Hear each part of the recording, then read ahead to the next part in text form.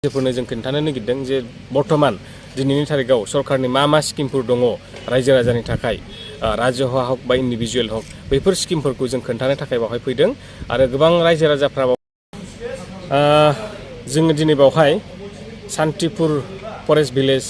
एलेकानि रायजो राजाफोरखौ लिंथुमनानै नैबे सान्तिपुर भिसिडिसिनि लांगोना बावहायनो ज' रायज्लायदों। दिनै रायजोफोरजों रायज्लायनायनि उद्देश्यआ जाहैबाय भारत सरकारनि थिन्नाय बायदि आसाम सरकारनि थिन्नाय बायदि जोङो जिल्ला प्रशासननि दैदेननायाव माखासे डिपार्टमेन्टफोरनि हेडफोरखौहाय लानानै फैदों आरो जोंनि बे फैनायनि उद्देश्यआ जाहैबाय रायजोफोरनो जों खोन्थानो नागिरदों जे बर्तमान दिनैनि थारिखआव सरकारनि मा स्किमफोर दङ रायजो राजानि थाखाय राजहआ हक बा इन्डिभिजुवेल हक बैफोर स्किमफोरखौ जों खोन्थानो थाखाय बावहाय फैदों आरो गोबां रायजो राजाफ्रा बावहाय सोरबाया स्किमफोरनि नामखौ खोनादों खिन्थु डिटेल थारमाने मिथिया दा बेखायनो जोङो सानदों जोङो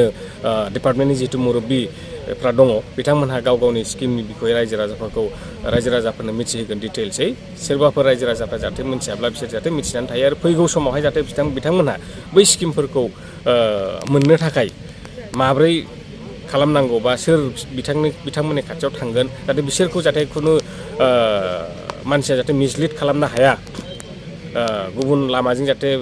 थगायनो हाया बेबायदिनि थाखाय जोङो बे रायजो राजाफोरनि गेजेरावहाय मोनसे सांग्रांथिनि थाखाय जों रायजो राजाफोरजों सावरायदों आरो बेयो जाहैगोन जोंहा चिराङा जिहेतु इन्टारनेशनेल बर्डार शेयार खालामो भुटानजों गतिके भुटाननि बर्डार डिस्ट्रिक्ट हिसाबै भुटान बर्डारनि सेर सेर थानाय गामिफोरावहाय जोंनि जिल्ला प्रशासननि दैदेननायावहाय गामि हाबनानै बेफोर हाबाफारिखौ दिनैनिफ्राय आरम्भ खालामनानै फैगौ समाव जोङो लाबाय थागोन जाहाथे जों रायजो राजाफोरनो मोजाङै खोन्थानो हायो जे माबे खामानिनि थाखाय महाय थांनांगौ आरो माबे स्किमनि थाखाय मा एप्रोच खालामबा जों रायजो राजाफ्रा बेनिफिट जायो बे बुस्थुखौ जाहाथे मोजाङै मिथियो रायजो राजाफ्रा। थारैनो रायजो राजाफोरनिसिम सौहैमारो नामा सार स्किमफोरा? रायजो राजाफोरनिसिम सौहैया नङा खिन्थु दा जों सावरायनानैबो मोनदों खिन्थु खोथाया जाहैबाय सौहैयोब्लाबो थारमाने माखासे जोंहा रायजो राजाफोर दङ जायफ्रा थारमाने एसे बिसोरो मिथिया बा बुजिया बा बाहेरायाव बारा ओंखारा बिथांमोननि थाखाय एसे दिगदार दा बेखायनो जोङो फैदों गामि हाबनानै जाहाथे बैसोरबायदि मानसिफ्राबो जाहाथे मोजाङै बुस्थुफोरखौ मिथियो जाहाथे बैसोरबायदि